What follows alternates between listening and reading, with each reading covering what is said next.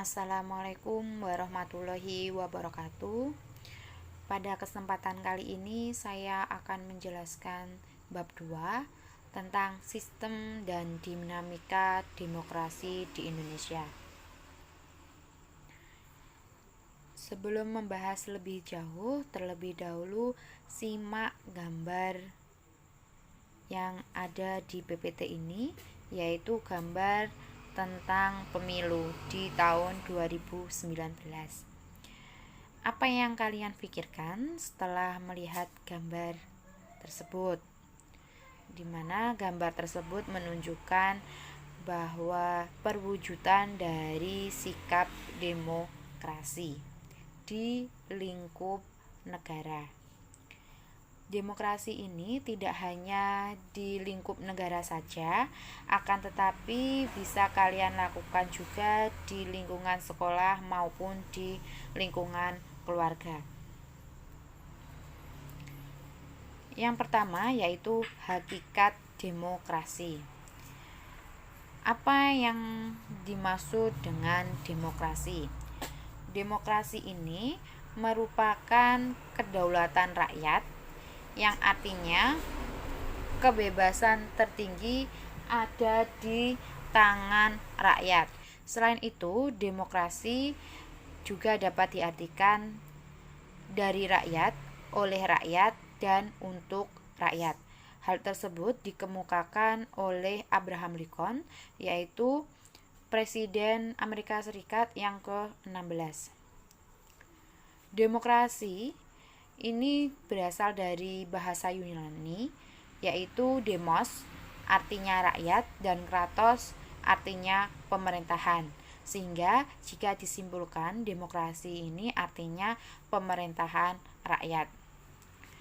Lantas bagaimana konsep macam-macam dan prinsip demokrasi? Kita akan membahas konsep demokrasi terlebih dahulu, di mana demokrasi adalah landasan dalam menata sistem pemerintahan negara yang terus berproses ke arah yang lebih baik. Yang artinya di sini rakyat ini diberikan peran penting dalam menentukan berbagai hal terkait dengan kehidupan bersama sebagai bangsa dan negara. Demokrasi ini tentang kebebasan yang dimiliki rakyat, yang diatur dan diarahkan oleh sebuah lembaga kekuasaan yang bersumber kekuasaannya berasal dari rakyat dan dijalankan sendiri oleh rakyat, sehingga kebebasan yang dimiliki ini dapat dilaksanakan secara bertanggung jawab dan tidak melanggar kebebasan orang lain, seperti itu. Yang kedua yaitu macam-macam demokrasi. Macam-macamnya ini dibagi menjadi 3. Yang pertama berdasarkan titik beratnya. Di sini ada 3 poin. Yang pertama demokrasi formal. Demokrasi formal ini menjunjung tinggi persamaan dalam bidang politik. Demokrasi ini dianut oleh negara-negara liberal. Yang kedua, demokrasi material. Demokrasi material ini menitik beratkan pada upaya menghilangkan perbedaan dalam bidang ekonomi. Demokrasi ini biasanya dianut oleh negara-negara komunis. Dan yang ketiga yaitu demokrasi gabungan. Demokrasi gabungan ini mengambil kebaikan dan keburukan dari demokrasi formal dan demokrasi material. Demokrasi ini biasanya dianut oleh negara-negara non-blok. Yang kedua, berdasarkan ideologi. Dibagi menjadi 2. Yang pertama demokrasi konstitusional, yang artinya demokrasi ini didasarkan pada kebebasan, di mana pemerintah tidak diperkenankan untuk ikut campur tangan terhadap rakyat. Yang kedua, demokrasi rakyat. Demokrasi rakyat ini didasarkan pada paham Marxisme komunisme, yang artinya demokrasi rakyat ini mencita-citakan kehidupan yang tidak menganut kelas sosial. Yang ketiga yaitu berdasarkan cara penyaluran kehendak rakyat. Di sini dibagi menjadi dua.